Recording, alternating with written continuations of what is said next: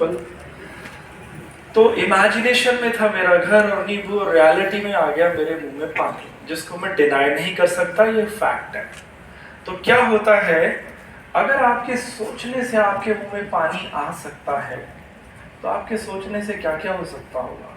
This is called power of thought. ये आपके विचारों की शक्ति है, जो 30 सेकंड में आपको रिस्पॉन्ड कर रही है, तो 2 साल में क्या रिस्पॉन्ड करेगी वो। ज्यादातर मनुष्य वो सोचते हैं जो वो नहीं चाहते, खास तौर से तनाव की स्थिति में।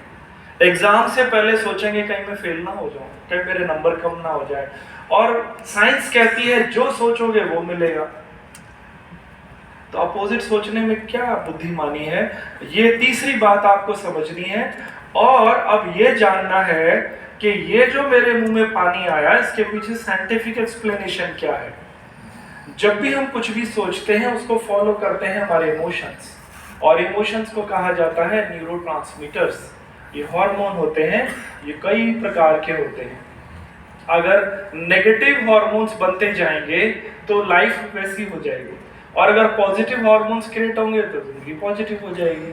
तो हमें अंडरस्टैंड करते हैं कुछ 3 या 4 हार्मोन्स, जिनको लेकर कोटा में अगर आप हमेशा इन हार्मोन्स के साथ रहोगे, पढ़ाई तो आपके लिए बिल्कुल बच्चों का खेल हो जाएगी। Still you are child if you feel, but आपको ये नहीं पता चलेगा 12-14 घंटे कब निकल गए, और थकोगे भी नहीं। तो सबसे पहले देखते हैं डोपामीन। डोपामीन नाम का हार्मोन्स आपको खुशी देता है। 2 हार्मोन्स हैं जो हैप्पीनेस के लिए है, तो सेरोटोनिन और डोपामीन।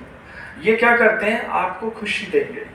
और खुशी का मतलब होता है जिस काम में आपका मन लग रहा है, उस काम को आपको और ज्यादा ये मोटिवेट करते रहते हैं करने के लिए, हैप्पीनेस की वजह से। डोपामीन एडिक्शन के लिए भी जिम्मेवार होता है, और हैबिट लगाने के लिए भी। अगर इंसान का पढ़ाई में मन लगने लग जाए तो डोपामीन उसको बढ़ाता चला जाएगा। 2 घंटे की बजाय फिर आप 4, 6, 8, 10 घंटे तक पढ़ोगे। सेरोटोनिन की वजह से भी ऐसा होगा, और आपको कोई दूसरी चीज नहीं सुहाएगी। बट अगर आपका पढ़ाई से मन नहीं लग रहा, तो ब्रेन क्या करता है, खुश रहने के दूसरे तरीके ढूंढता है। तो खुशियां आपको 2 तरह से मिलती है, मेहनत करने के बाद और मेहनत करने से पहले। आपके ऊपर है, आप कब खुश होना चाहते हो। तो अगर आप पढ़ाई करने के बाद, जैसे आज दिन में 12 घंटे अच्छे से पढ़ाई करी, तो शाम को आपको जो हैप्पीनेस मिलेगी, फील ऑफ सेटिस्फेक्शन, वो बिल्कुल अलग होगी। बट कुछ बच्चे क्या करते हैं, एडवांस में खुश होना चाहते हैं, तो वो डोपामीन आपको मना नहीं करेगा, और वो मिलता है मोबाइल चलाने से। जैसे ही आपने मोबाइल पकड़ा, कोई वेब सीरीज या कोई वीडियो गेम या कुछ भी देखा, इंस्टेंट डोपामिन रिलीज होगा, और आपको ये पता ही नहीं चलेगा कि 2 घंटे, 4 घंटे, 5 घंटे कब बीत गए। और अगले दिन फिर उसी काम को करने के लिए आपका ब्रेन सलाह देगा। जब मेहनत करने से पहले ही खुशी अगर मिलती है और ब्रेन ये बात समझ जाता है, तब वो उसको एडिक्शन में कन्वर्ट कर देता है, लत लग जाती है उस चीज की। Are you getting the point? Hello. तो आपको ये देखना है कि मुझे मोबाइल चलाना है कोटा में, या इसको मैं बाद के लिए पोस्टपोन करूंगा। This is your choice. As a doctor मेरा काम आपको बताना है, मोटिवेट करना बिल्कुल भी नहीं है। Basically we do not motivate you, we transform you. फिर है ऑक्सीटोसिन। ऑक्सीटोसिन नाम के एक कार्डियक हार्मोन होता है, ये आपकी हीलिंग प्रॉपर्टीज की तरह रहता है।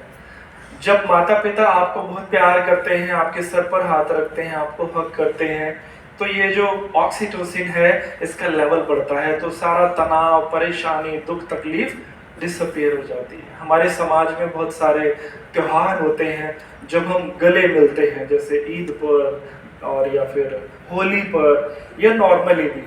तो जब आप कि माता पिता या आप मिले, तो केवल पांव छूने से काम नहीं चलेगा। जितनी ज्यादा मेहनत की पढ़ाई करोगे, उतना ही अगर आपके मॉम डैड आपको हक करते हैं, सर पर हाथ फेरते हैं, तो आपको मोटिवेशन मिलेगा। तो ये इंस्ट्रक्शन माँ बाप के लिए है। फिर है नॉरेफिनेफ्रिन नाम का हार्मोन्स। नॉरेफिनेफ्रिन कब बनता है, मनुष्य अगर बिल्कुल लापरवाह हो जाए तो वो उसके लिए ठीक नहीं है। तो जब आप एक खास काम कर रहे होते हैं और उस काम की जब चिंता होने लगती है आपको, तो वो नॉरेफिनेफ्रिन की वजह से होती है। बिल्कुल ही लापरवाह लोग, कुछ पढ़ के राजी नहीं है, तो इसको बनाने के तरीके हैं। इससे क्या है, फोकस इंक्रीज होता है। कंसंट्रेशन बढ़ता है। तो ये हमारी क्लासेस में इसकी आपको ट्रेनिंग मिलेगी एंड यू विल अंडरस्टैंड। एक सेशन होगा मेरा, जब मैसेज आएगा तो कर लेना आप अटेंड। इसमें बच्चे अलाउड नहीं है, इसमें केवल पेरेंट्स अलाउड है। इसमें साइकोलॉजी ऑफ एडोलसेंस सिखाई जाती है कि माता पिता अपने बच्चों को सबसे बेस्ट क्या कर सकते हैं इन 2 सालों में, ताकि बच्चा श्योर गेट सक्सेस ले ले। तो इसमें माँ बाप का रोल क्या है वो सिखाया जाता है। तो इसलिए बच्चों के लिए कोई जरूरत नहीं है, पेरेंट्स कैन कम। अब हमें देखना है कि हमारी 3 एनर्जी कोटा में डिस्टर्ब नहीं होनी चाहिए। अगर ये तीनों डिस्टर्ब होती हैं या एक भी होती है तो फिर पढ़ाई की क्वालिटी घट जाएगी, मूड खराब रहेगा, you will not feel good. तो पहली जो हमारी एनर्जी है उसको कहते हैं सर्केडियन रिदम। सर्केडियन रिदम ये कहता है कि आप कभी भी सो और कभी भी उठो। वो इतनी मेरी चिंता का विषय नहीं है। मेरी चिंता का कभी भी से मतलब है 12 बजे सो रहे हो, 2 बजे सो रहे हो, 3 बजे सो रहे हो रात के, this is not my headache. या फिर आप 9 बजे सो के उठते हो या 11 बजे सुबह सोकर उठते हो या दोपहर को 12 बजे उठते हो, उससे मेरा इतना ज्यादा लेना देना नहीं है। मेरी चिंता तब बढ़ जाएगी जब आप उसको फ्लक्चुएट करने लगोगे, कभी 6 बजे, कभी 5 बजे, कभी 4 बजे, कभी। ये सबसे बड़ी मुसीबत है। You fix your time, guilt में जाने की कोई जरूरत नहीं है। आपको 9 बजे उठना अच्छा लगता है, you wake up at 9, but फिर वो 9 होना चाहिए। 365 दिन 9 बजे, कब चाहे संडे हो या मंडे हो, आप 9 बजे ही उठोगे और एक फिक्स टाइम पे सो जाओगे। आप रात के 2 बजे so, I don't mind for that. हर इंसान को 6-7 घंटे की नींद चाहिए, वो ले लो आप। बट फ्लक्चुएशन में सर्केडियन रिदम खराब हुआ, मेटाबॉलिक सिस्टम की वॉट लग जाएगी, उसके बाद पूरा दिन खराब हो जाएगा, आपका कुछ करने का मन ही नहीं करेगा। और एक दिन पीछे चला गया तो आप बहुत पीछे चले जाते हो। हमें देखना होता है रात को जो ये मेलाटोनिन होता है और सेरोटोनिन, ये जिन बच्चों का उठने और सोने का निश्चित समय नहीं होता, कभी आगे पीछे करते रहते, उनकी डिफिशियंसी हो जाती है। मेलाटोनिन टेंशन, डिप्रेशन, एंजाइटी का एंटीडोट होता है। अगर जब तनाव आएगा जिंदगी से तो उसको ये हैंडल कर लेता है। सेरोटोनिन करता है एंगर का एंटीडोट है, गुस्से पे काबू करता है खुद ही। तो फिक्स टाइम पे सोना, फिक्स टाइम पर उठना, तो मेलाटोनिन की डेफिशिएंसी को ठीक करेगा। नींद को लेकर आपको ये बात बहुत ही स्ट्रिक्टली फॉलो करनी पड़ेगी। ये कोई भी एंटरटेन क्लास नहीं है, ये वो रूल है जो पिछले 20 साल से बच्चों को बताए जा रहे हैं। जो फॉलो करते हैं दे गेट सक्सेस। अब हमें अंडरस्टैंड करनी है एक दूसरी बात जो फूड को लेकर है। फूड से क्योंकि एनर्जी मिलेगी, आपको काम करने की ताकत मिलेगी, तो फूड को लेकर एक स्टार्टिंग पॉइंट से समझ लेते हैं।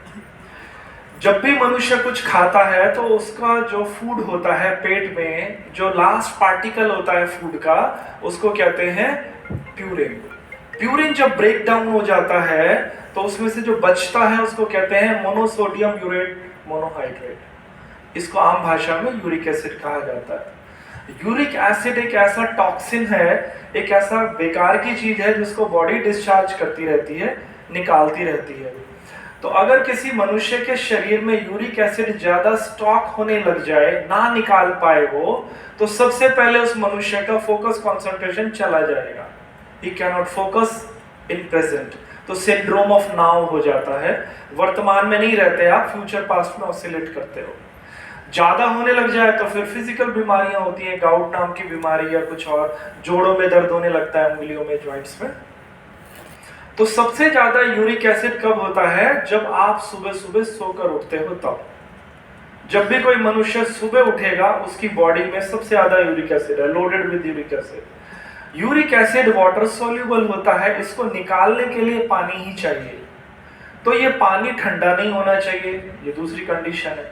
तो अगर आप एक रूम टेम्परेचर का पानी सुबह उठते ही साथ पहले 2 या 3 गिलास पी लो, तो उसी वक्त आपके केमिकल रिएक्शन स्टार्ट हो जाएंगे और आधे पौने घंटे में सारा यूरिक एसिड डिस्चार्ज हो जाएगा। तो क्या होगा, आपकी बॉडी का पीएच लेवल बैलेंस हो जाएगा, अल्कलाइन हो जाएगी बॉडी, एसिडिक नहीं रहेगी। उसका बेनिफिट ये है कि अगले 6 और 7 घंटे तक आपका जो अलर्टनेस है और जो आपकी फोकस और कंसंट्रेशन की क्वालिटी है वो कई गुना बढ़ी ही रहेगी। वो धीरे धीरे फिर ब्रेकफास्ट लंच के बाद जाके थोड़ी सी कम होगी, बट शुरू के 6-7 घंटे आप मस्त रहोगे। जो लोग इस काम को नहीं करते उनमें और दूसरे बच्चों में फोकस का बहुत बड़ा फर्क देखा गया है। कितने लोग सुबह उठ के पानी पीते ही होंगे मेरे हिसाब से? There are many people, yes. ये एक हमारी सामाजिक आदत है, कई लोग फॉलो अगर नहीं करते तो वो आज साइंस समझने के बाद कर सकते हैं। फूड को लेकर दूसरी इंपॉर्टेंट बात, पहले देखो इस हार्ट को। मैंने आपको बताया कि प्रीफ्रंटल कॉर्टेक्स बहुत इंपॉर्टेंट सा ब्रेन होता है, क्योंकि ये 5वें नंबर का है और हृदय क्या करता है? ब्लड को पंप करता है। तो जब हृदय ब्लड को पंप करेगा तो फिर क्या करेगा? प्रीफ्रंटल कॉर्टेक्स तक कभी कभी ब्लड नहीं आ पाता है उतना जितना इसकी क्वालिटी के लिए चाहिए, क्योंकि अगर आप ग्राउंड फ्लोर पे रहते हैं तो पानी का प्रेशर ठीक है, पर 5वें माले पे रहते हैं तो कम आएगा। हार्ट नीचे से ऊपर की तरफ ब्लड भेजता है, तो जो हार्ट मनुष्य का 72 बीट पर 1 मिनट में धड़कता है वो जिंदा रहने के लिए होता है, करियर बनाने के लिए नहीं होता। तो अगर कोई मनुष्य 12-13 साल से 25 साल की उम्र का है, बीच का, तो उसको कहा जाता है कि अपने हृदय को दिन में 2 बार 130-140 पे लेके जाओ, क्योंकि ऐसा करने से आपके प्रीफ्रंटल कॉर्टेक्स में ब्लड फ्लो डाउन नहीं रहेगा और क्वालिटी की लाइफ आप जीने लग जाओगे। 13 से 25 मैंडेटरी होता है, उसके बाद ऑप्शनल है। तो जो बच्चे इस उम्र में बिल्कुल एक्सरसाइज नहीं करते, खेलते ही नहीं है, बैठे ही रहते हैं, मतलब पढ़ेगा, किचन वहाँ जाएगा, अपने हॉस्टल में बैठा रहेगा, बस चलेगा, तो इन लोगों की लाइफ में और दूसरों की में फर्क होता है। तो इसलिए आधा घंटा सुबह, आधा घंटा शाम को ये काम है। जैसे पढ़ाई जरूरी है, ऐसे do your work what ever you like, कैसा भी वर्कआउट जो पसंद है करो एंड सी द रिजल्ट। फिर हमें आपको क्लास भी दे देते हैं यहाँ पे, जॉइंट्स एंड ग्लैंड्स की प्रैक्टिस, ब्रेन और ब्रेथ को लेकर आपका जो सिंक्रोनाइजेशन है वो सिखाते हैं। तनाव की स्थिति में आपकी ब्रेथ बहुत यूजफुल होती है अगर आप उसको सीख जाएं। और मेडिटेशन कैसे करते हैं जो आपकी कॉग्निटिव स्पीड बढ़ाएगी, जैसे एनालिटिकल मेडिटेशन है, कंटेम्पलेटेड है, कॉन्सेंट्रेटेड मेडिटेशंस है, ये सब आपको एलन में ही सीखने को मिलेगी। अब हमें अंडरस्टैंड करना होगा फूड का एक और हिस्सा। मनुष्य कभी भी, जो ह्यूमन ब्रेन है वो क्या है, जंक फूड नहीं खाता। Yes, this is fact. वो इसके अंदर एक ऐसी चीज है उसको खाता है, अगर हम उस चीज को निकाल दें तो वो इसको सूंघ के भी राजी नहीं है, वहीं छोड़ देगा, चाहे मैगडी का बर्गर क्यों ना हो। और उसका नाम होता है सोडियम। सोडियम एडिक्शन होती है ह्यूमन ब्रेन को। अगर आपको मेरी बात पे भरोसा नहीं है तो एक फीका बर्गर ट्राई करके देखो, या फीका पिज्जा, या ऐसे चिप्स मम्मा से घर में बनवाओ, आलू के चिप्स, और उसमें सॉल्ट नहीं है, आपको बिल्कुल भी पसंद नहीं आएंगे, ब्रेन मना कर देगा सॉरी। अब बात यह है कि जब सोडियम तो जरूरी है, बट अति तो हर चीज की बुरी होती है। अगर सोडियम का लेवल एक लिमिट क्रॉस कर जाए ह्यूमन बॉडी में तो पोटेशियम घट जाएगा, और पोटेशियम जो ब्रेन के अंदर न्यूरॉन्स होते हैं उनकी कम्युनिकेशन की फायरिंग के लिए बहुत जरूरी सी चीज है। तो कम्युनिकेशन फायरिंग नहीं होगी, सोचना कम हो जाएगा, डल हो जाएगा ब्रेन, बस पढ़ाई रहेगा, कुछ ज़्यादा नहीं करेगा। तो आप देखो कि जब इंसान एक भोजन को बनाता है वो, और जब ईश्वर बनाएगा तो कितना कितना सोडियम डिफरेंस होता है दोनों में। आप रॉ टमाटर खाओगे तो उसमें 100 ग्राम खाने से भी पेट भरेगा, बट सॉल्ट कितना रहेगा, 3 मिलीग्राम। आप 100 ग्राम बर्गर खा लोगे उससे भी पेट भरेगा, तो पेट तो दोनों में भर गया, परंतु कितना बड़ा डिफरेंस आ गया सोडियम का, और यही आपके फोकस कंसंट्रेशन के लिए गड़बड़ है। एक बात आपको याद होनी चाहिए, आप अपने समाज में चेक करो कि जब लोग व्रत रखते हैं तो नमक क्यों नहीं खाते। क्या आपको लग रहा है कि शेरावाली माता या हनुमान जी की दुश्मनी है नमक से? नहीं, वो उस दिन अपनी प्रार्थना को, ध्यान को, उपासना को बहुत गहरा ले जाना चाहते हैं। जब वो मेडिटेशन करेंगे तो वो डीप मेडिटेशन एक्सपीरियंस कर सकते हैं, क्योंकि नमक की क्वांटिटी कम होने से आपकी क्वालिटी लाइफ बढ़ जाती है। ये आदर्श नाश्ता है कोटा में पढ़ाई करने वाले बच्चों के लिए। 70% नाश्ते में फल होने चाहिए, 30% कुक्ड फूड, क्योंकि ये जो फ्रूट्स होते हैं इनमें सबसे ज़्यादा पोटेशियम होता है। थोड़े से ड्राई फ्रूट्स खाने की आदत डालो, सुबह खूब सारे फल, और फिर उसके बाद जब आप लंच करो या डिनर करो तो पहले सैलड खाओ और फिर जो आपको पसंद है। इस फूड हैबिट को बदलने से आपका डाइजेस्टिव पार्ट स्ट्रांग रहेगा, नींद कम आएगी, आप जरूरत से ज़्यादा एक्टिव रहोगे, डलनेस चली जाएगी बॉडी की। कुछ इंपॉर्टेंट नंबर हैं जो आपकी मदद के लिए मैं बता रहा हूँ, या आपके काम के हैं। अगर आपको हमारे एलन में फिकेलिटी और डाउट काउंटर के बाद भी किसी मदद की ज़रूरत है एकेडमिक्स को लेकर, फिजिक्स केमिस्ट्री मैथ को लेकर, तो अपने कमरे के बैठकर ही हेल्प ले सकते हो, या हर बिल्डिंग में एक एकेडमिक काउंसलिंग डिपार्टमेंट है। करियर काउंसलिंग डिपार्टमेंट भी है। ये तब काम आता है जब आपको ज़्यादा आईआईटी एनआईटी के बारे में जानना हो, बहुत सारे इंजीनियरिंग कॉलेज की नॉलेज लेनी हो, और बहुत सारे ऑप्शंस जानने हो, तो ये डिपार्टमेंट हेल्प करता है। ये होती हैं हर्डल्स जो पढ़ाई करते वक्त हर बच्चे को आ सकती हैं। जब ये कभी भी आ जाएं तो इनकी लर्निंग होती है, इनसे निपटने का तरीका होता है। दरअसल ये प्रॉब्लम्स नहीं है, तो इनको लेके नेगेटिव नहीं सोचना। सिंपल हर्डल्स है कि मैं चिड़चिड़ा हो रहा हूँ, हाउ टू हैंडल दिस। आपको बता दिया जाएगा हैंडलिंग कैसे करनी है, आप ठीक हो जाओगे। आप उदास हो तो ये भी सीखने की चीज़ है। तो इसके लिए साइकोलॉजिकल काउंसलिंग डिपार्टमेंट है जो आपकी सारी फीलिंग्स को ठीक करके रखते हैं।